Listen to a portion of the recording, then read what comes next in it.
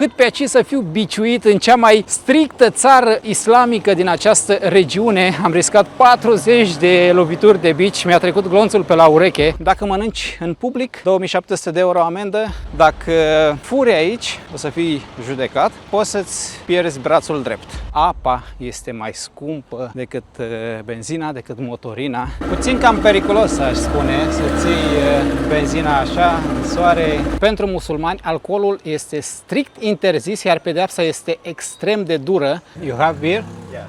Așa că legile sunt făcute și pentru a fi încălcate. Dacă lipsești de la rugăciune fără motiv întemeiat, poți fi amendat. Amendă $30.000 dacă arunci gunoiul. În legea din Brunei apare inclusiv magia neagră. Oamenii pot face cumpărături, dar nu pot consuma. Aceste maimuțe sunt specifice insulei Borneo. Do you have crocodile in the water?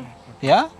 Salutare prieteni și bine v-am regăsit, bine ați revenit într-o nouă aventură, bine ați venit în Brunei, un stat foarte mic din Asia de Sud-Est aflat pe insula Borneo. Mă aflu pentru prima dată aici, abia aștept să explorez această zonă pentru că este destul de interesantă, extrem de ciudată. Se spune că acesta este unul dintre cele mai stricte state din această regiune, dacă nu cel mai strict stat islamic. O să vedem asta, avem foarte multe legi ciudate, pentru mine cel puțin. Pedeapsa cu moartea este dusă la un alt nivel, adică poți să mori bătut cu pietre, dar o luăm la pas. Acolo avem un sat plutitor, poate cel mai mare din lume, cel mai mare din Asia cu siguranță. O să explorăm, așa că rămâneți până la final. Nu uitați să vă abonați la acest canal de YouTube dacă nu ați făcut-o până acum, pentru că este gratis, iar pe mine mă ajută foarte, foarte mult. Nu uitați de like, să distribuiți vlogul pentru a ajunge la cât mai multă lume și să-l ajutați cu un hype. O să trebuiască să luăm o barcă ceva pentru a ajunge acolo sau nu știu dacă se poate cu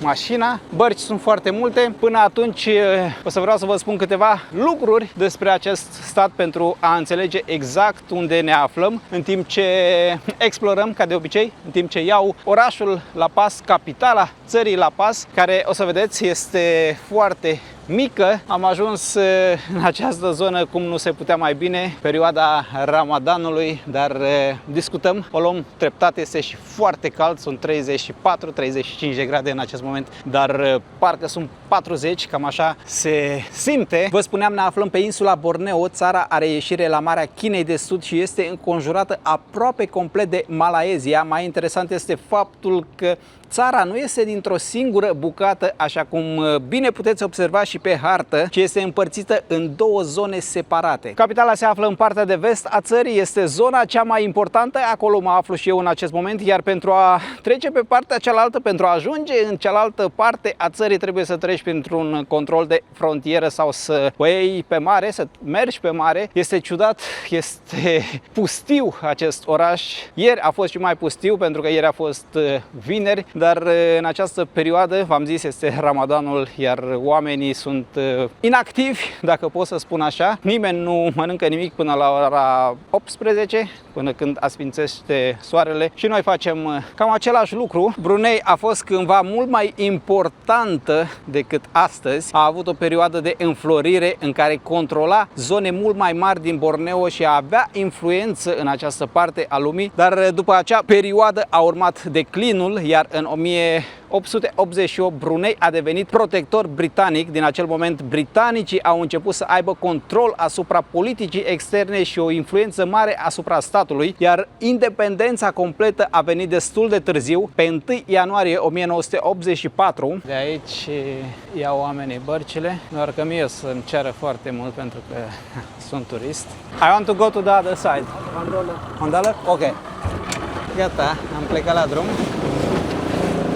O să luăm un tur, cred că este, adică o să ne plimbăm cu barca peste tot, dar mai întâi vreau să văd satul, să iau la pas, de acolo pe unde se poate. Cel mai mare sat plutitor din Asia, din informațiile pe care le am, poate din lume. Foarte mulți spun că este cel mai mare sat plutitor din lume. Acum nu știu ce să zic, abia am ajuns. Thank you. $1 ca să ajungem pe partea aceasta. Luăm la pas. Da, senzația este interesantă.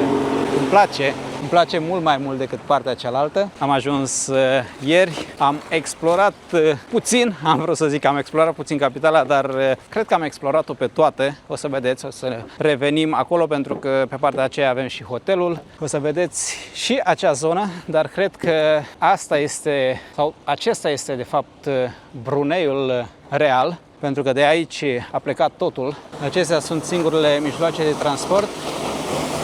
Bărcile, $1 de aici, Brunei dollar, asta ar însemna undeva la 60-70 de cenți, 3 lei. Haideți să o luăm la pas. Cred că aici a fost o casă, poduri. Acestea sunt străzile, aceste pontoane. Totul este pe piloni. Am uitat să vă spun, capitala țării se numește astăzi Bandar Seri Begawan. Sper că pronunția mea este pe aproape. Nu s-a numit mereu așa. Mult timp a fost simplu, era numit Brunei Town. Trebuie să fii atent pe unde calci, pentru că multe bucăți lipsesc. Iar numele actual l-a primit în 1970 în onoarea unui sultan. Brunei este și astăzi sultanat. Pentru cei ce nu știu exact ce înseamnă acest lucru, vorbim de o țară condusă de un sultan. Ca idee se apropie de noțiunea de rege, însă termenul vine din lumea islamică. Important este că în Brunei sultanul nu are doar un rol de imagine, ci deține o putere foarte mare în stat. Iar foarte multe din zonele pe care o să le vedem în acest vlog au fost refăcute după al doilea război mondial, când orașul a avut de suferit serios. Trebuie să fii atent pe unde calci. Totul este putred.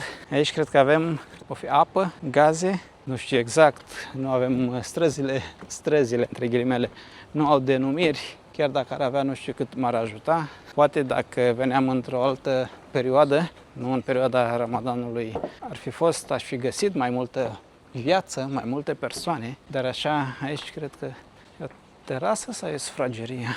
Pare abandonat, vă garantez că nu este. Oamenii stau în casă la răcoare. Să știți că sunt foarte puțini cei care știu că printre primele așezări de aici au fost construite pe apă, fix în această zonă. Mă simt destul de ciudat pentru că am senzația că am invadat spațiul privat al cuiva. Chipsuri, așa arată, doar că miroase a pește. E ciudat pentru că nu știi dacă ai intrat la om în curte sau ești pe stradă. Asta este, noi mergem, să ia cineva de noi astăzi, ne cerem scuze și ne întoarcem. Aici cred că am ajuns în Casa Omului, pentru că se termină acest ponton. Vorbesc serios, totul pare că se rupe. Acolo sigur este Casa Omului, toate stau să cadă. Aceasta este senzația, prima senzație. Priviți și voi acolo în depărtare. M-a strigat cineva. Eu prima dată când am trecut pe aici mă gândeam că se aude un telefon, dar de unde? Este acel papagal care vorbește cu mine. Hello! Nu știu dacă l-auziți pe cameră, nu este chiar aproape. Nu vreau să intru pentru că aici este, fără doar și poate, Casa Omului. Deci ne spune că putem face poze, a pus un semn acum l-am găsit, dar dacă apar persoane din această locuință, trebuie să le cerem voie. Aș merge să vorbesc puțin cu el, dacă tot a zis că e ok, dacă nu sunt persoane. Hello! Nu înțeleg ce spune. Foarte tare. Prima dată mă gândeam că se aude cineva cu un telefon și se uită pe YouTube. În ziua de astăzi, țara are aproximativ 460.000 de locuitori, iar capitala undeva la 70.000. V-am zis, vorbim despre un stat foarte mic. Aici era să mă duc cu piciorul. Oricum, pentru ei nu mă gândesc că aceasta nu este o problemă, pentru că sunt obișnuiți. Acolo avem apă potabilă, mă gândesc că este țeava de apă.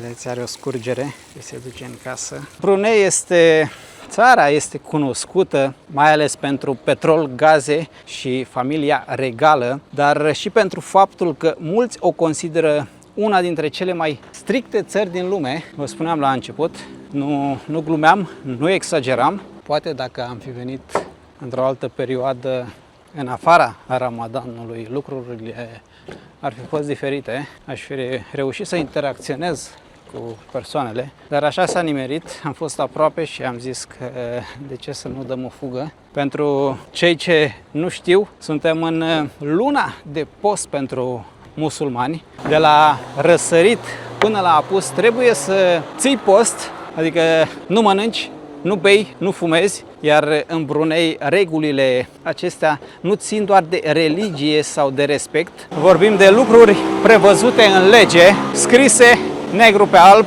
valabile și pentru turiști. Așa că mare atenție, pentru că nu suntem în orice țară musulmană, cu toate că dacă ești pe aici și ai o sticlă cu apă la tine, poți să bei, nu te vede nimeni. Problema apare atunci când o faci în public, unde sunt oameni. Știu, părerile sunt împărțite, pro și contra, dar aici ești la ei acasă și, cum v-am zis de fiecare dată, cum vă spun de fiecare dată, în momentul în care ajungi într-un loc, trebuie să respecti regulile și legile locului respectiv. Nu ești de acord cu ele, pleci. Simplu. Toată lumea are barcă și bicicletă pentru copii. Măcar în această zonă nu ai nevoie de mașină, nu trebuie să mai cheltui banii pe mașină. Mă gândesc că barca, această bărcuță mică, e mai ieftină, iar parcarea este sub casă. Cred că ar trebui să trecem direct la reguli. Am zis eu că o să vă zic mai târziu.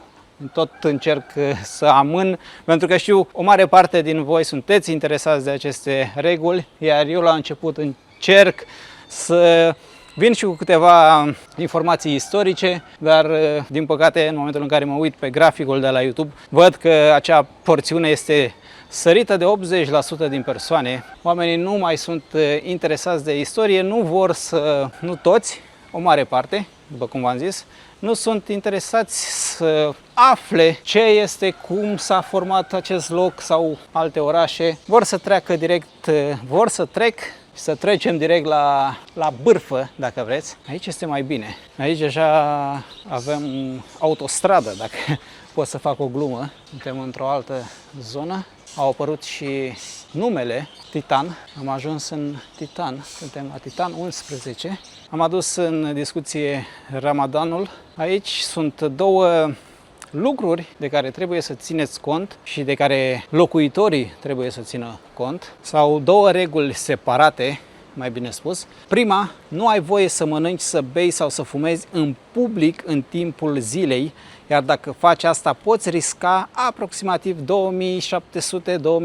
de euro amendă. Vă spun ca de obicei în euro pentru a fi mai ușor de înțeles pentru toată lumea. Nu e doar amendă, poate să fie până la 1 an de închisoare sau ambele. A doua regulă, localurile nu au voie să vândă sau să servească mâncare, băuturi ori tutun pentru consum pe loc sau pentru consum la vedere. Pedeapsa este aceeași, așa că dacă mănânci în public, 2700 de euro amendă, cred că îți strică vacanța. Pentru localnici nu mai zic, pentru că o să vedeți salariile aici nu sunt atât de mari. Dar dacă tu ca turist mergi și cumperi de la un chioșc, să spunem, este mai greu pentru că sunt închise, dar să spunem că prin minune e deschis și doamna sau domnul de acolo îți vinde băuturi răcoritoare, vinde smoothie. E cald, sunt 40 de grade, te duci, îți iei, traversezi strada, te așezi pe bancă, e un parc și bei acolo. Dacă vine poliția, te vede, te amendează pe tine în primul rând, merge și îl amendează și pe cel ce ți-a vândut. Așa că poți să iei mâncare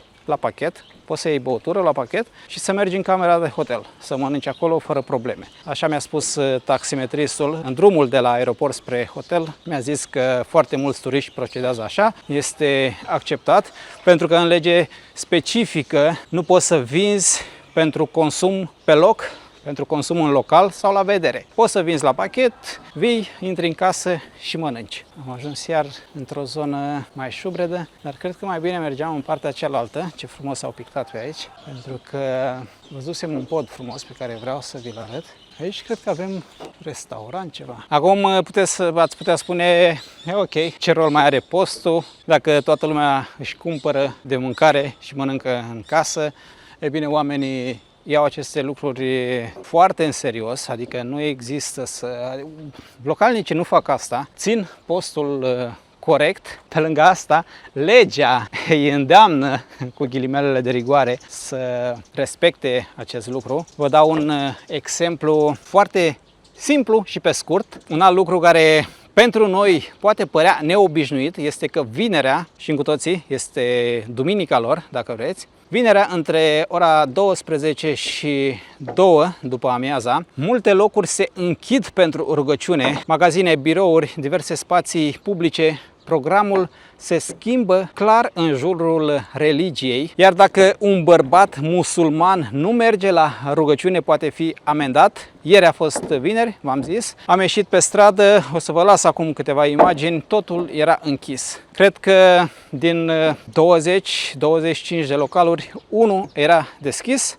și acela era hotel, pentru că acolo mai sunt turiști și nu poți să închizi și să pleci, dar restul, peste tot, bătea vântul, era pustiu, nimeni pe stradă, nimeni. Oamenii, aproape toți, erau la rugăciune. Așa că legea merge până acolo, amendează bărbații care nu merg la rugăciune. Îți trebuie scutire, cam asta spune în lege, dacă lipsești de la rugăciune fără motiv întemeiat, fără motiv acceptat, poți fi amendat.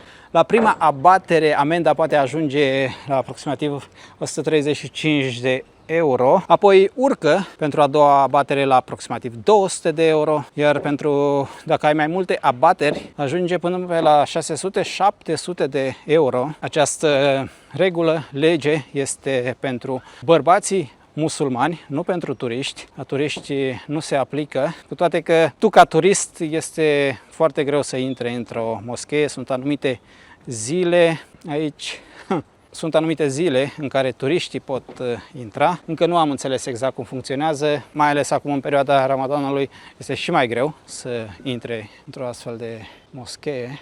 N-am pe aici, simt că o să fac o baie. Sunt crocodili sau alte vietăți periculoase pe aici. Din păcate, această zonă este din ce în ce mai mizerabilă.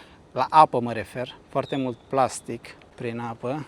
Acum am văzut canalizările ajung în apă, canalizările caselor. Acolo avem un pod care leagă acest sat plutitor de zona de uscat. Poate cel mai ciudat lucru din Brunei este că pentru adulter scrie foarte clar în lege că avem pedeapsa cu moartea prin lapidare, adică în textul legii pedeapsa este formulată și spune că moartea trebuie provocată prin lovirea cu pietre. Da, am formulat cam ciudat, voi ați înțeles sensul, nu pot spune exact cum trebuie pentru că algoritmul o să mă penalizeze și o să-mi blocheze vlogul.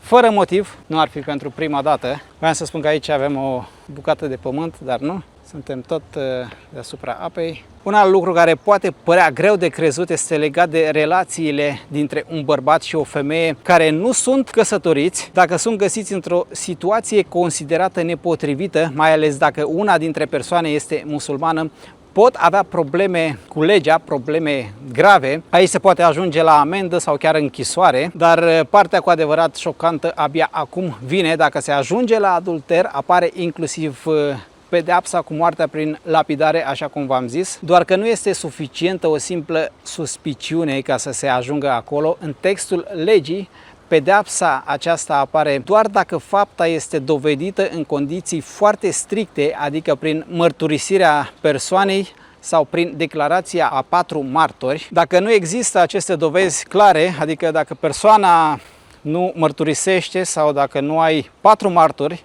nu 2, nu 3, 4, pedepsele sunt mai mici, amendă, închisoare, biciuire, da, ești biciuit. Cele mai multe situații foarte dure din cod apar atunci când este implicată o persoană musulmană sau când fapta intră direct sub prevederile codului Sharia. Codul se poate aplica și non-musulmanilor, inclusiv străinilor în anumite cazuri. Cred că am dat peste un teren de joacă în față. Suntem foarte aproape de zona de uscat, care este undeva acolo. Un teren de fotbal, de tenis, copiii se joacă. Hello, how are you? Good? You are playing? Romania, Romania. Do you know where is Romania? No. No? It's far away. In Europe. Europe. Yeah. Close to Italy, Ukraine. Do you know what is Ukraine?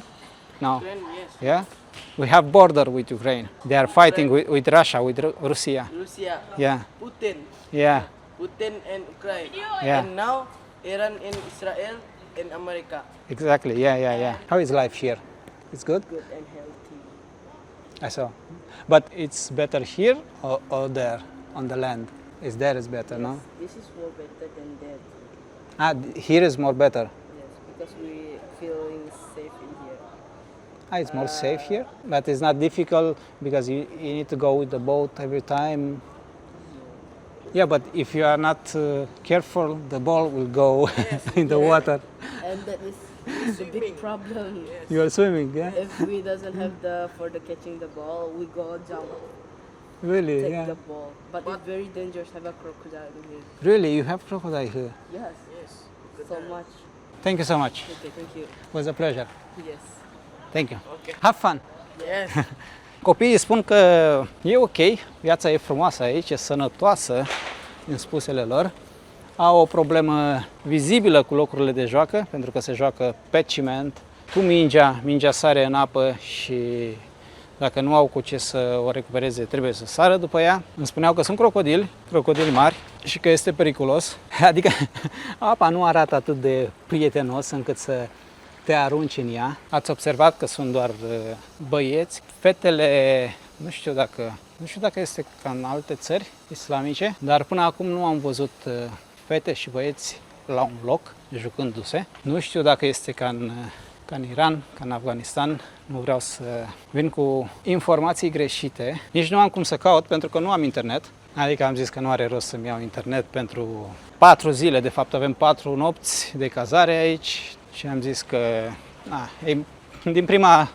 din prima seară mi-am dat seama, pentru că v-am zis, am luat la pas și am terminat orașul în mai puțin de 15 minute. Toată lumea este prietenoasă, toată lumea este deschisă și până acum, vedem până la sfârșitul vlogului dacă lucrurile se schimbă, nimeni nu fuge de cameră, nici măcar femeile. Sunt foarte multe femei care te salută, din câte am văzut și aici sunt femeile care cred că respectă cu strictețe ceea ce spune religia, sunt îmbrăcate din cap până în picioare, dar sunt și femei care nu, sunt îmbrăcate normal. De obicei acelea mă salută de fiecare dată, chiar dacă ele mă văd că sunt cu camera în mână, nu se feresc. Un alt lucru interesant pe care mi l-a spus taximetristul este că aici toate religiile sunt acceptate, nu sunt deranjați dacă tu ai o altă religie sau dacă vezi lucrurile diferit. Cu toate că al doilea lucru, prima dată copiii m-au întrebat de unde sunt și nu știau, bineînțeles, de România. După care m-au întrebat ce religie sunt, ce religie am. Da, mă întrebam unde sunt fetele văd că sunt la bucătărie, gătesc. Mamă, ce bine miroase, cât este ora? Am ora 3:30, mai sunt 3 ore până la masă. Reușim cu brio să ținem acest fasting și, sincer, mă așteptam să fie mult mai greu să filmezi într-o astfel de țară, dar nu este așa. Pentru că oamenii sunt deschiși, iar în momentul în care o persoană nu vrea să fie filmată, o vezi deja, îți dai seama de la depărtare și schimbi direcția camerei. Acum nu știu, în lege spune că nu am voie să mă duc să iau ceva de băut de acolo și să beau pe aici. Și nici aici, la masă, nu pot să stau să beau. Pentru relațiile între bărbați același lucru, avem pedeapsa cu moartea prin lovire cu pietre, dacă faptele sunt dovedite. Însă pentru relațiile între femei, legea prevede biciuire și închisoare. Din ce am verificat, dacă vorbim de noi, de turiștii non-musulmani, nu am găsit o regulă clară care să ne interzică sau să le interzică să stea în aceeași cameră de hotel, în cazul în care persoanele nu sunt căsătorite, poate vii cu prietena, călătorești. Adică sunt și hoteluri care nu permit, te întreabă ești căsătorit, nu ești căsătorit și pot refuza să te gazezi, să dormi în aceeași cameră, dar nu se întâmplă acest lucru, foarte rar, dacă e să ai ghinion să dai peste un astfel de hotel. Adică am discutat cu mai multe persoane, chiar și la hotel, pentru că eram curios și mi-au zis că nu, pentru turiști nu sunt probleme. Dar legea pedepsește și ceea ce autoritățile consideră comportament indecent în public. Formularea aici este destul de largă, iar pedeapsa poate ajunge la aproximativ 1300-1400 de euro amendă și până la 6 luni de închisoare sau ambele. Așa că atenție cum vă îmbrăcați, chiar dacă este cald, umerii trebuie să acoperiți, fără pantaloni scurți, chiar dacă sunt 50 de grade afară. Amintiți-vă, voi ați ales să veniți în această țară, să le vizitați țara, așa că trebuie să le respectați regulile, fie că suntem, că nu suntem de acord cu ele. Acum fac o paranteză și pentru că o să văd comentarii ei, nu cei de aici, dar mulți încearcă să implementeze aceste legi prin Europa sau prin alte țări și apar scandalurile pe care le vedem pe internet. Chiar aș vrea să ajung într-o țară unde există această problemă, ca să văd la fața locului. Până atunci nu știu nimic concret, doar ce am văzut pe internet.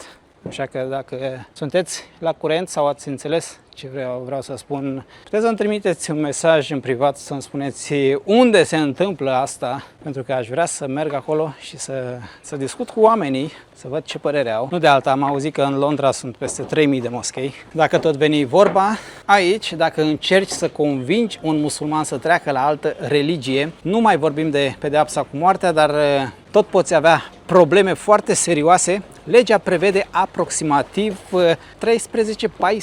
mii de euro amendă și până la 5 ani de închisoare. Așa că dacă vrei să convingi un musulman să-și schimbă religia, te așteaptă undeva la 14 mii de euro amendă sau închisoare sau ambele, depinde de situație. Mai mult, dacă trimiți sau dai unui musulman materiale despre altă religie fără să ți le fi cerut și asta poate fi pedepsit. Amenda este ceva mai mică, undeva la 1400 de euro sau până la 6 luni de închisoare. Legea merge mai departe, dacă expui un copil musulman la ceremonii sau practici ale altei religii, poți risca aproximativ 5-6 mii de euro amendă și până la 2 ani de închisoare. Undeva pe aici ar trebui să dăm și peste școli. Trebuie să înțelegeți că acest loc nu este pentru turiști, nu este un loc făcut pentru turiști, ci avem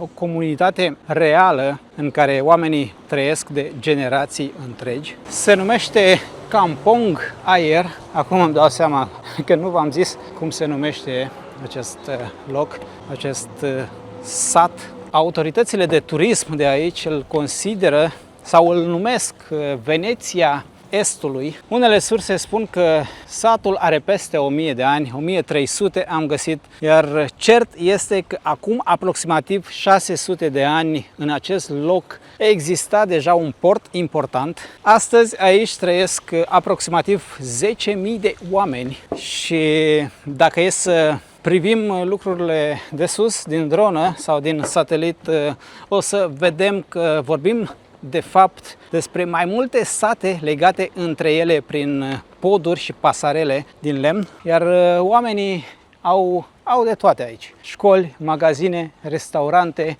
poliție, pompieri, moschei, poate că sunt mai multe. Am spus mai devreme că se vede foarte frumos, sper că înțelegeți, este doar din punct de vedere turistic, pentru că să locuiești aici este o provocare, cel puțin din punctul meu de vedere. Din câte am înțeles, în această zonă nu s-au păstrat doar casele vechi, chiar dacă foarte multe sunt în paragină, s-au păstrat și obiceiurile și meseriile. Sunt foarte mulți care construiesc bărci, lucrează lemnul, meșteșugurile locale au rămas vii. Deși acest loc este foarte important pentru istoria Bruneiului, realitatea este că de-a lungul timpului mulți oameni au plecat de aici, s-au mutat pe uscat, au avut loc și incendii mari, au fost programe de relocare, iar comunitatea nu mai este la fel de numeroasă ca în trecut. Cred că este gata, am ajuns pe partea cealaltă. Moscheea este legată de uscat, văd o parcare foarte mare, cred că, sau mă gândesc că foarte mulți oameni de aici au mașini și le au acolo parcate. Am ajuns în parcare și trebuie să văd ce e aici, pentru că arde grătarul. Cred că avem o piață, un fel de piață. Nu e mai nimic, totul este închis. Aici miroase bine, avem pește, legume. Hello. Hi. No, boss, Manita. I don't understand you. I will eat tonight, not now. Where you from? Romania. Romania. Romania. Europe, from Europe. Europe. Yeah. What is this? It's coconut.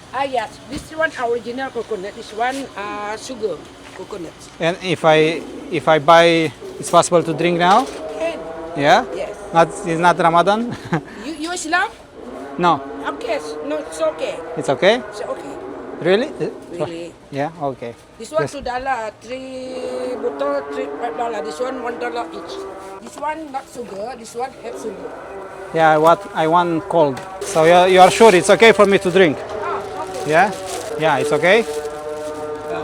$8, sir. $8. Okay. You see? Yeah. It's in Muslim meat. Muslim meat. Really? It's okay. So can I sit here? I will sit here. I will sit. Because it's hot. It's cold. Hai să vedem ce. Because you bypass. Oh, it's good. Yeah, that's the original. Așa că legile sunt făcute și pentru a fi încălcate, pentru că ne aflăm la poarta moscheei. You have beer? Yeah, I'm drinking this now. Too late. So you are living here on the Nearby the on the land or on the water? water. On the water. And how is life on the water? Also the same. Is the same? It's not more difficult? No? All the same.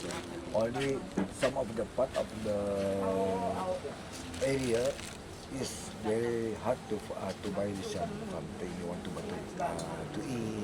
Ah, okay. If you want to buy something to eat, it's difficult. But sometimes you easy to buy some food, something to eat. Easy sometimes. But I understand that it's possible to buy, but you need to go to eat in the house, not outside. Yeah, that's right. Ah, I understand. After 7 o'clock like that, okay, you can. Yeah, after 7 o'clock, it's okay. Yeah. Do you want to drink something? I'll buy. Also the same. Coconut drink. Yeah, I want to buy for you Okay, thank you. coconut. Hi. Thank you. Okay, so much. Have a good day. Bye bye. Have a good day. Da, legile, am zis și acolo, sunt făcute să fie respectate normal, dar și încălcate. Nu mă așteptam ca în perioada Ramadanului să mănânc lângă o moschee, să beau, de fapt, lângă o moschee cu localnicii. Cred că s-au încălcat toate cele 3 reguli, să nu mănânci, să nu bei, să nu fumezi. Nu cred că trebuie să vă mai spun că alcoolul aici este strict interzis, chiar dacă domnii mi-au oferit bere. Legile sunt drastice, mai ales pentru musulmani. Dacă ești non-musulman, poți consuma alcool, dar nu îl găsești la liber ca în alte țări. Ai voie să aduci o cantitate limitată de alcool în țară, nu mai știu exact, 1 litru, 2 litri, dar să fie pentru consum propriu. Nu ai voie să-l vinzi, nu ai voie să-l oferi cadou sau să-l bei cu oamenii de aici, din punct de vedere legal. Acum că lucrurile în realitate se petrec diferit, asta este altceva. Legea spune că pentru musulmani alcoolul este strict interzis, iar pedeapsa este extrem de dură. La prima abatere, legea prevede 40 de lovituri de bici, la a doua 80. Iar dacă se repetă, ajungi la închisoare. Chiar și simpla deținere sau oferire de alcool te poate băga 2 ani de zile în închisoare, legal. Acum lucrurile sunt diferite, se întâmplă diferit, pentru că domnul, eu l-am întrebat dacă pot să beau, pot să așa, și el a aruncat berea și a zis că e ok, nu știu ce să zic. Mi-a oferit și mie și tipul celălalt cu barca, adică dacă aș fi acceptat, riscam 40 de lovituri de bici, cine știe, poate că am fost la un pas să fiu biciuit aici în Brunei, 40 de lovituri de bici, așa că mi-a trecut glonțul pe la ureche din punct de vedere legal. În realitate, cred că lucrurile sunt mult mai permisive decât vrea această țară să arate lumii, pentru că, sincer, eu nu cred că cineva ar fi consumat alcool știind ce l-așteaptă. Am dat de o fundătură, trebuie să mă întorc. Dar asta cred că este bună și pentru titlu, cât pe aici să fiu biciuit în cea mai strictă țară islamică din această regiune. Am riscat 40 de lovituri de bici, mi-a trecut glonțul pe la ureche. Do you need help? Yeah. Help? Haideți să-i ajutăm pe oameni. Ok? No, e grea. fac de vopsea. Asta e. Aș vrea să-și filmez, dar și să-i și ajut. Hai că stricăm și ne ducem cu toți în apă. Ok. Ok, bye bye. Am o grea. Nu știu dacă am reușit să filmez ceva, pentru că m-aș și murdărit. Am făcut mai vopsea, asta e. Nu așteptam să fie atât de grea. Din păcate nu vorbeau engleză deloc. Și aici se construiesc băirci. Vă spuneam ceva mai devreme. Fără doar și poate cel mai mare sat plutitor în care am fost. Am mai fost, ați văzut pe canalul de YouTube vloguri. Am fost și în Thailanda, dar aici aproximativ 10.000 de oameni. 10.000. Noi în România avem sate cu 1.000, cu 2.000, 5.000, 10.000 de oameni care trăiesc pe apă. Acolo avem un domn care face duș, îl văd de la fereastră, iar apa curge fix în această mare, cu șampon, cu săpun, după care pescuiești aici. În a doua parte, nu știu dacă în a doua parte a vlogului, dar pe uscat, zona centrală a capitalei, voi o să vedeți imediat, dar o să fie filmată în ziua următoare, pentru că acum o să se însereze într-o oră, 2 ore și mai am de explorat pe aici, aș vrea să mai explorez, nu vreau să merg acum pe uscat. Sper că apa murdară de la canalizare să nu ajungă tot aici. Fiți atenți că am dat peste o terasa unui restaurant, sper că e restaurant și nu moschee. Da, această țeavă groasă este de apă, nu este pentru canalizare. Nu văd canalizarea, ceea ce mă face să cred că ajunge aici. Cred că o să mergem așa la nesfârșit. Nu e suficient o zi ca să mergi peste tot, să o iei la pas. Este foarte greu să ai și păsări, cam așa sunt ținute în cutii. Am dat iar de pământ. Avem și o pădure de mangrove, foarte mult plastic din păcate. Tot nu am ajuns pe partea cu hotelul. Nu știu exact ce avem aici. Piața ar fi fost o zonă pentru picnic. Avem un teren, un loc de joacă este mai exact. Pare puțin abandonat, dar este un loc de joacă. Avem și un teren de fotbal și de basket. Cred că am dat peste maimuțe. Da, fiți atenți, am găsit și maimuțele. Este capătul satului. Am uitat acum pe hartă și satul plutitor aici se termină. Hello. Just walking around. You're from? Romania. Romania. Do you know where is Romania? Yeah, I know. Romania, Colombia, like that. No. Romania, It's not in America. not America. No, it's in Europe. Europe, yes. Europe. Yes. We have border with Ukraine. Ukrainians. Yeah, Ukraine. Yeah, Ukraine. Yeah, Yeah, Ukraine. Ukraine. Just Russia. Yeah, it's close to Russia. So how about Romania now? They're safe already. Yeah. No war there. No, nothing. It's safe. Safe. Huh? Yeah. We have war close to our border because we have border with Ukraine, but in Romania it's safe. It's no problem. Yeah. No war there. No It's war there. peace. Peace. There, you have the queen there. No, King, no? no. We have president. President. Yeah. So No. how you look Brunei? Brunei. Very small and then And small and quiet. quiet. Yeah. Yeah.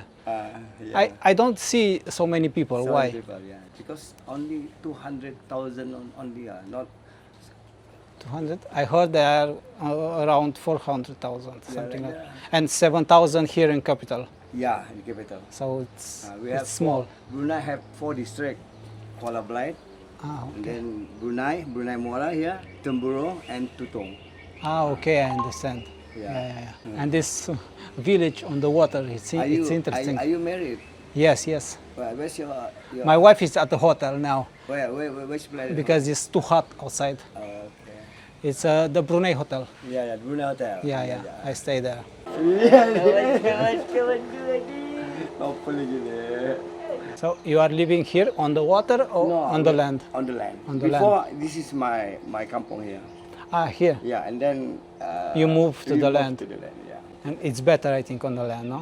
Or it's the same? Maybe better no land. Better, yeah. Better on the land. Do you have crocodile Yeah. in the water? Yeah. Really? Really. Oh, Really. so it's dangerous to Danger, go yeah, in danger, this water. Very dangerous. Okay, thank you so much, sir. Okay, see you. It was nice to meet you. Oh yeah. I-a venit barca, așa că trebuie să plece. Oricât de mult îmi place să mă plimb, să explorez pe aici și să trebuiască să plec, trebuiască să iau o barcă pentru că nu mai pot de foame, nu mai pot de sete, au muzică în partea aceasta. Haideți să aruncăm o privire. Problema este că nu vin bărci în această zonă. Nu știu de unde ar trebui să iau o barcă. Sunt care trec la anumite ore, dar habar nu am. Poate că bărcile opresc în momentul în care te văd aici. Haideți să încercăm și varianta aceasta. Dar nu, majoritatea au viteză. Sunt cu turiști, 2 turiste. Până la urmă nu am găsit nicio barcă. Am venit tot aici aproape. Trebuie să ajung pe malul celălalt.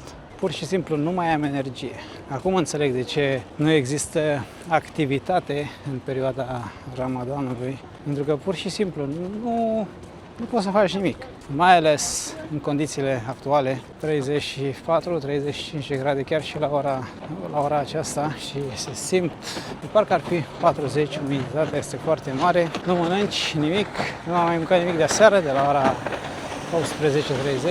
bine, se făcuse ora 19. Noroc cu acele persoane m-au convins să beau apă de cocos. Aici poate găsesc, aici sigur găsesc o barcă, șansele sunt mai mari. Văd că deja pe partea cealaltă oamenii au început să-și facă apariția în parc. Mamă, și miroase a mâncare ca mâncare, dar nu mai pot de sete. De aici nu mă mai mișc, trebuie să vină cineva la mine. Pur și simplu, nu mai am energie. Până acum a fost bine, am stat în hotel, nu am simțit, chiar dacă și ieri nu am mâncat nimic toată ziua, am mâncat la ora 6, a fost perfect. Dar astăzi, da, astăzi simt. Iar eu sunt unul care face fasting, adică nu e nimic nou pentru mine, doar că niciodată o zi după alta, o dată pe săptămână. Hello. To the other side. Okay. Thank you. You already watching monkey? Watermelon? No, but Or tomorrow? tomorrow, yes. Now it's late. I'm hungry. Ok, thank you, man. Thank you so much. Mi-a făcut ofertă $40 pentru mâine să mă ducă să văd maimuțele și să fac un tur cu barca. Super ofertă în condițiile în care toți până acum mi-au lăsat la $20. Orașul a prins viață pentru că în mai puțin de o oră toată lumea o să mănânce liber, mâncare și băutură. O să vin la sfârșitul vlogului cu o concluzie, aștept și ziua de mâine, după care o să vă spun dacă într-adevăr toată lumea respectă, pentru că eu așa am înțeles, toată lumea respectă aceste reguli, aceste legi, dar, bine, sunt copii care mănâncă pe aici, deja am zis, mai e o oră de așteptat, dar foarte mulți au mâncarea cumpărată și pur și simplu așteaptă, sunt cu ochii pe ceas. Ceea ce e de lăudat, nu doar că îți este foame, nu ai mâncat nimic toată ziua și nu ai băut, aici cu băutura, nu știu, măcar apă, cred că ar trebui să poți să bei. În fine, nu doar că ai așteptat toată ziua, acum ai și cumpărat mâncarea, o ai în față, dar nu mănânci pentru că trebuie să mai aștepți 40 de minute. 40 de minute, timp în care te uiți la mâncare. Eu o să mănânc la hotel, cred că o să filmez puțin, așa vedeți și voi. Merg pentru că Andreea mă așteaptă la hotel. Ea a zis că nu rezistă să meargă cu mine astăzi în acel sat pe căldura asta, fără să bea nimic, o înțeleg. Are doar apă în cameră, mâncare nu. Pentru noi nu este nimic, adică nu e un chin, pentru că noi vrem să facem fasting. Mă gândesc că ne ajută din punct de vedere al sănătății. Toată lumea cumpără mâncare și ocupă mesele, pentru că s-ar putea să nu ai loc. Aici este $1 apa, eu am dat 2, mănâncă de cocos, dar nu contează, eram pe insulă. Avem moscheia în față. Acum haideți că mai e puțin, pentru că la hotel nu ai cum să mănânci până nu e ora care trebuie. Dacă nu s-a făcut 6:30, nu poți mânca, sau 6:20, nu știu exact la cât ne permite, pentru că seara am venit ceva mai târziu. Vreau să văd și în partea cealaltă, pentru că sunt foarte multe persoane.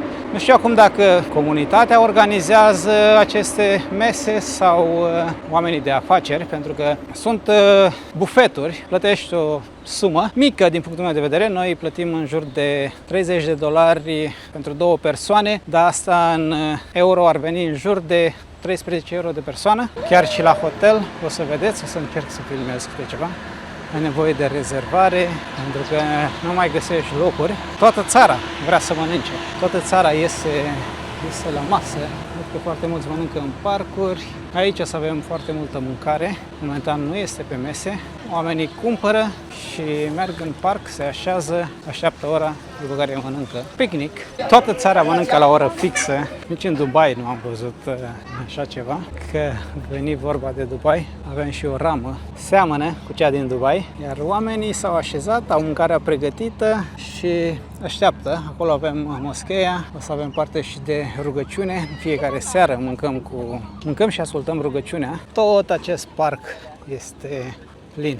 Se așteaptă startul. Acum, din nou, repet, oamenii sunt extrem de deschiși pentru o țară islamică, cred că pot spune asta, pentru că de obicei prin aceste țări legile, sau neapărat legile, regulile sunt ceva mai stricte când vine vorba de filmatul femeilor, pentru că anumite țări nu permit asta. Aici toată lumea este deschisă.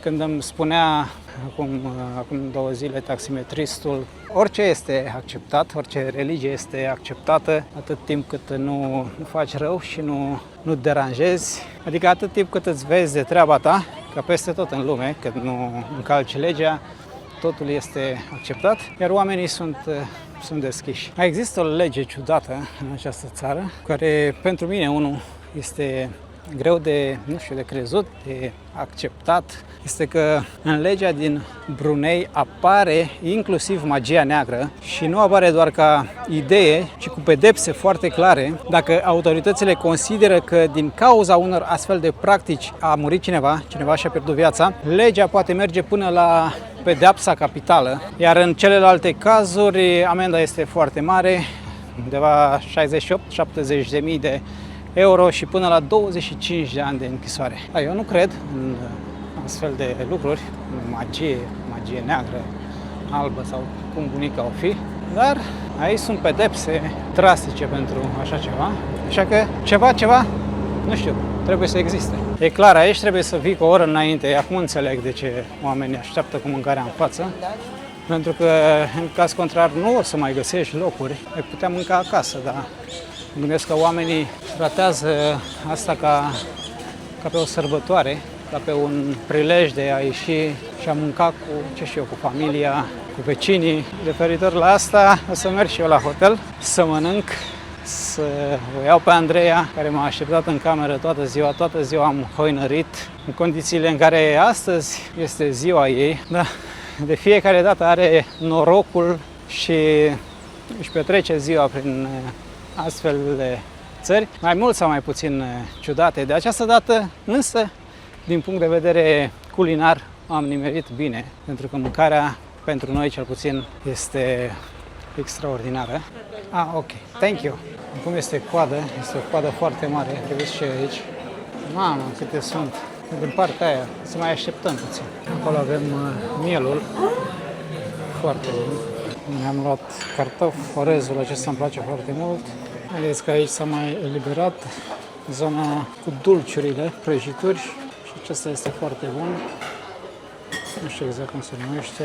Aici avem foarte multe jeleuri, gheață, nu-mi plac, prăjituri, mai multe tipuri, fructe, ce avem pepene, roșu, pepene galben. În această parte avem salate, văd că oamenii nu prea s-au atins de ele. Frigăruile au dispărut. Mâncarea este foarte bună. Am luat cartofi, orez, după cum v-am zis, și 2 tipuri de carne de miel, broccoli, câteva legume, prăjituri. Să avem poftă! Cum e după zi de post negru, doar cu apă? Sincer, deja m-am obișnuit după câteva zile. Te-ai obișnuit, nu? Fără probleme. Și eu. Am zis, e mai greu atunci când ieși din hotel și explorezi, pentru că arzi energie, pierzi energie. Dar dacă rămâi în casă, Nu e atât de rău. da. Plus, mâncarea e foarte bună. Sau poate că e pe gustul nostru. Cu siguranță. Puiul îl lăsăm deoparte. Eu dacă am miel și vită, puiul rămâne la urmă. Ne-am teleportat în ziua 2, dragi prieteni. O să mai filmăm câteva minute, nu foarte mult, pentru că practic nu avem ce face. Mare lucru nu e de făcut.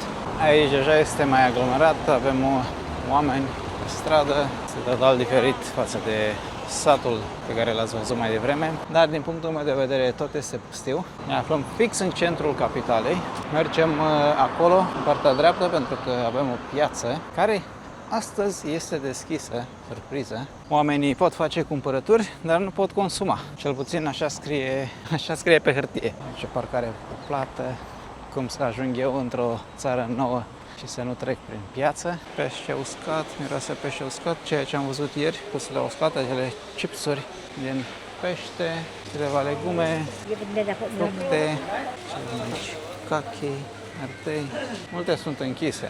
Piața este destul de mare, să știți. Amendă $30.000 dacă arunci gunoiul. Aici majoritatea persoanelor care vând sunt femei. Pepene, $2 kilogramul, $2, €1,30, 7 lei. Cam acesta este prețul. Kilogramul de cartofi, tot la fel, $2, 7 lei. Un domn care citește rugăciunea cu voce tare și în rest este pustiu. Clar, dacă vreți să vizitați această țară, nu veniți în timpul sau pe perioada Ramadanului, pentru că e pustiu, e plictisitor. Adică deja țara este mică și multe lucruri nu ai de făcut, dar dacă mai vii și în această perioadă, aici am avut, cred că, sau avem partea unde se vinde pește, dar se spală, chiar dacă este dimineața, să știți. Vreau să văd mai multe prețuri, ca să-mi fac o idee, dar nu găsesc. Papaya, $2 kilogramul, castravete, $3, uite bucata, bame, $5, 1 kilogram. Ce mai avem pe aici? Castraveți, am zis, $1, cartofi dulce, $1, jumătate de kilogram, cred, se vinde la tot ce e pe farfurie. Totul pare pălit. În partea aceasta avem roșii, nu arată tocmai bine, $2, da, kilogramul, acestea sunt $3,50, kilogramul $4, usturoiul, ceapă $4, $1 de aici, am zis, cred că și la început, sunt undeva 70 de cenți, $3,50, revene 7 lei, aici 10 lei kilogramul de cartofi dulce, limber, ceapă, doamna vinde lucruri uscate la punguliță, nu sunt prețuri. O să mergem în centrul capitalei, v-am zis acolo e centru, dar o să mergem la zona 0, cum ar veni, în zona 0, unde este și moscheea. Cred că în 2 minute o să explorăm toată capitala. Mie o să-mi ia în jur de 10-15 minute pe jos, mers normal. Am uitat și pentru salarii, pentru a înțelege care sunt salariile aici. Din informațiile pe care le-am găsit, Brunei nu are un salariu minim general valabil pentru toată economia. Există doar pentru anumite domenii stabilite de stat, iar acolo salariul minim este de aproximativ 340-350 de euro pe lună, dacă lucrezi cu normă întreagă. Aici avem o stație, mijloacele de transport în comun, vechi, foarte vechi, pentru o țară atât de bogată, adică m-aș fi așteptat la mai mult. Așa ceva vedeam prin India sau prin alte țări sărace. Acum nu înseamnă că nu sunt persoane care câștigă mai puțin, pentru că să știți că sunt. Aici văd că majoritatea au deschis. Ieri era totul închis. Croitorii, foarte multe. De obicei bărbații lucrează în interior. Așa că salariul minim de care v-am vorbit este valabil doar pentru anumite meserii care sunt incluse. Dacă, ce știu, dacă lucrezi la piață, nu ești pe listă, acolo poți să câștigi mult mai puțin. Vedeți, ceva este gol și magazinele sunt goale. Pare că am ajuns într-un oraș abandonat. Articole vestimentare, aici sunt. Când vine vorba de mâncare, da, de fapt e perioada și oamenii nu pot aduce marfă pentru că rămân cu ea, se strică, nu o cumpără nimeni. Ați văzut aseară, toată țara mănâncă la oră fixă și cred că majoritatea, sau dacă nu toată lumea, preferă acele bufeturi pentru că este foarte ieftin. Acum nu știu dacă cei care, în cazul nostru hotelul, nu știu dacă pune el toți banii pentru mâncarea respectivă sau primește ajutoare de la stat sau din partea bisericii, care, ați văzut, este cam tot una. Aici este bulevardul, avem bulevardul principal sau strada principală. Avem lumini pe sus, dar nu funcționează noaptea. Aici avem mâncare gătită, totul este prăjit. Nu ai voie să mănânce aici. Aseară am reușit să mai discut cu câteva persoane la hotel și mi-au zis că nu toată lumea este atât de strictă când vine vorba Ramadanului, adică undeva la 10% dintre ei își cumpără, cum erau și domnii de mai devreme, își cumpără și consumă acasă. Acum trebuie să vă gândiți că sunt și oamenii care lucrează, pentru că viața nu se oprește pentru majoritatea. Trebuie să lucrează pe șantier și, nu știu, să lucrezi la 35-40 de grade și să nu mănânci. Așa că nu mulți, v-am zis, sunt foarte puțini, 10%. 10% și iau mâncarea și mănâncă unde nu-i vede nimeni în interior, dar tot aici sunt multe persoane venite din afară, sunt persoane venite la muncă din Filipine, din Indonezia, toate că cei din Indonezia ar trebui să respecte și ei, dar există o categorie de oameni care nu respectă tot ce este cerut. În schimb, marea majoritate, aproape 90%, respectă cu strictețe din spusele oamenilor. Acum vă dați seama, eu nu am cum să știu, nu am de unde să știu cu exactitate ceea ce se întâmplă. Vă pot spune cert ceea ce scrie în lege, pentru că e scris negru pe alb. Spre exemplu, dacă furi aici, în funcție de ce ai furat, o să fii judecat și poți să-ți pierzi brațul drept. Dacă furi, continui să faci asta, chiar și după acest eveniment, o să pierzi piciorul stâng. Pentru jafuri, tâlhării, cam acestea sunt pedepsele maxime. Acum, dacă tu organizezi un jaf și în timpul jafului sunt persoane rănite, poți să primești pedepsa capitală. Nu mai zic că mă blochează YouTube definitiv. Arată frumos această zonă, acolo avem un stadion, încă se lucrează, moscheea, nu o să avem cum să intrăm, am zis este mai complicat, sunt anumite zile. Codul Sharia este la baza acestor legi, el este întâlnit în toate statele islamice, dar din câte am înțeles, acesta ar fi unul dintre cele mai stricte state islamice, adică aici lucrurile sunt puse și în practică, cu toate că din exterior nu pare, din interacțiunile cu oamenii, totul este normal, oamenii duc o viață normală, sunt fericiți, mulțumiți, așa spun, pentru că toate aceste lucruri pentru ei sunt normalitate. Chiar dacă pedepsele sunt drastice, ați văzut, oamenii, dacă reușesc să le încalce, o fac. Acum, v-am zis, eu nu am de unde să știu dacă toți cei cu care interacționez sunt de aceeași religie. Mă gândesc că domnul cu care am vorbit nu era, cred că sigur era venit din afară și lucra aici, altfel nu știu dacă ar fi băut el bere, dar mai ales văzând că eu filmez și am zis ce fac și a zis că e ok, că nu-l interesează. Și această zonă este foarte frumoasă, chiar lângă moscheea principală.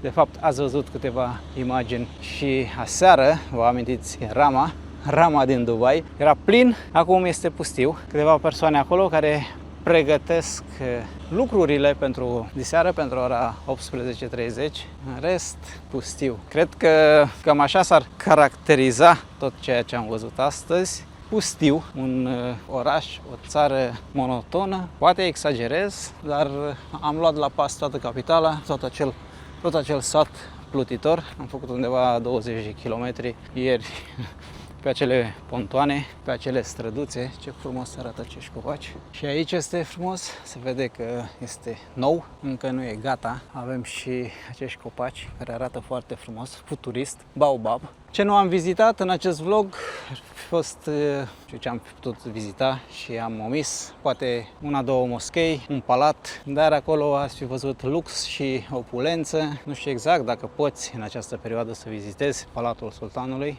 nu cred. Un lucru interesant aici, apa este mai scumpă decât benzina, decât motorina. Cea mai ieftină sticlă pe care am găsit-o este 1,5 litri la aproximativ $1, 89-90 de cenți, iar litrul de motorină este 50 de cenți bruneieni, sau nu știu cum să-i numesc. În euro, să știți că motorina aici costă 0,20 de cenți, iar benzina 30 de cenți, așa că nu duc, adică pentru ei, momentan, acest lucru nu reprezintă o problemă, chiar dacă nu doar în Europa. În multe părți din această lume prețurile la petrol au explodat, aici nu, dar această țară se bazează pe petrol, gaze, foarte puțini turiști, iar cei pe care îi întâlnesc nu par a fi europeni, adică sunt tot din Asia. Hello! No, thank you!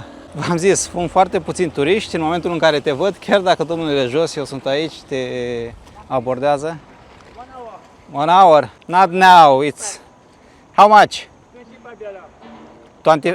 25 1 hour. Venisem aici sus pentru că voiam să fac încheierea. Mi se părea un loc perfect. Acolo avem satul plutitor. Dar o să mai aștept puțin pentru că am negociat cu domnul și dacă tot merg să văd acele maimuțe, am zis să vi le arăt și vouă, după care o să încheiem vlogul. Aici ar trebui să vină domnul cu care am discutat mai devreme. A zis că în stație o să vină cu barca. Vedem dacă se ține de cuvânt. Cred că a ajuns, mi-a trimis poză, da? Domnul este acolo. A zis că vine lângă hotelul meu. Aici este hotelul. Hello, my friend! Ce fericit e că am venit. A promis că o să vedem maimuțele. Yes, good time, very good. Thank you. Here? Yes. Okay. You stay here? Yes, this is the hotel. That's the place. Yeah, very nice. And the food is perfect. Yes. Spune că ar fi hotelul sultanului sau este deținut de familia sultanului, așa mi-a explicat domnul. Am plecat la drum. Pare că avem o oprire, cred că alimentează, da? Este locul de alimentare pentru bărci. Iar acolo avem benzina. 3, 4 dolari pune. This is diesel or No. benzin? Petrol. Petrol. Puțin cam periculos, aș spune, să ții benzina așa, în soare, în acele bidoane. După mai bine de jumătate de oră de mers cu barca, am încetinit. Cred că pe aici ar trebui să vedem mai mulțele. În aceste păduri de mangrove, cred că zona aceasta este mult mai interesantă. Intrăm cu barca între acești copaci de mangrove, pădure. Sper să nu dăm de un crocodil. Acum să știți că aventura merită. Până la urmă cred că o să vedem și maimuțele, dar mie îmi place foarte mult faptul că ne-am aventurat în această deltă, dacă vreți. Aș fi vrut să merg acolo, să merg pentru a le vedea mai de aproape, doar că nu am voie, îmi spune, adică îi creez lui probleme. Are voie să aducă turiștii doar pe apă, doar aici. Nu se văd foarte bine, e și lumina proastă, pentru că avem soarele. Dar nu sunt pui din câte văd, adică nasul nu este atât de mare. Aceste maimuțe sunt specifice insulei Borneo, adică nu le găsești natural în altă parte din lume. Trăiesc mai ales după cum bine puteți observa, printre acești copaci de mangrove, zone mlăștinoase, râuri, lângă râuri. Masculii au nasul ceva mai mare din câte am înțeles.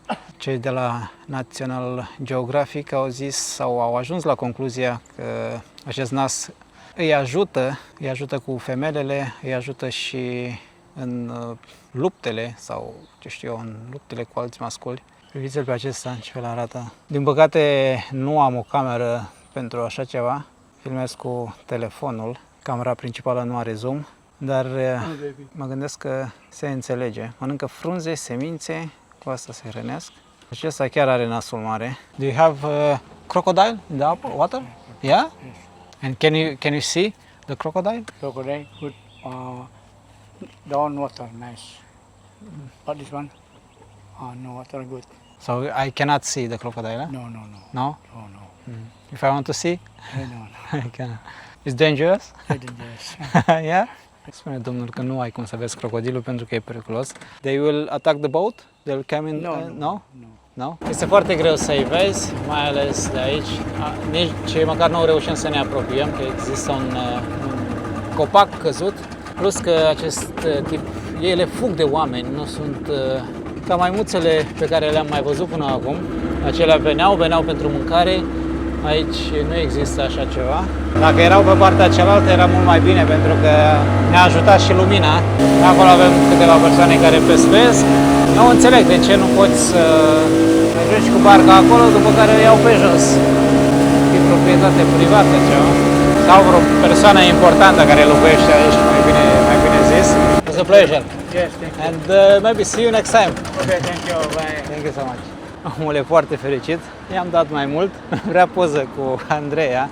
Toată lumea mă întreabă unde e Andreea, de ce a rămas la hotel. Cam asta a fost, dragi prieteni. Se apropie ora, nu, e 6 deja.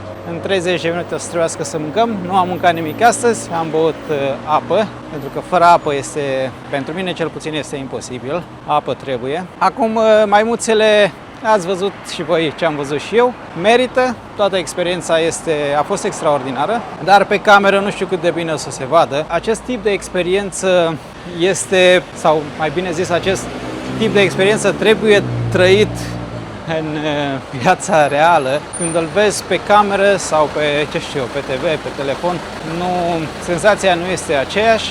Poate că e frumos, dar e mult mai frumos în realitate. Cam atât. Cam aceasta a fost capitala țării, cam acesta a fost Brunei. Poate vom reveni în viitorul îndepărtat, cine știe. Puțin monoton, pentru mine cel puțin.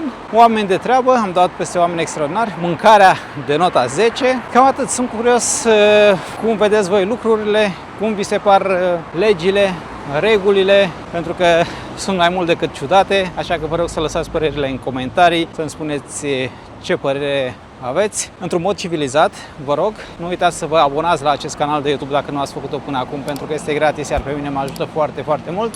Și cam atât. Ne vedem data viitoare într-o nouă aventură. Vă mulțumesc foarte mult pentru că ați rămas până la final. Până data viitoare, eu vă spun numai bine!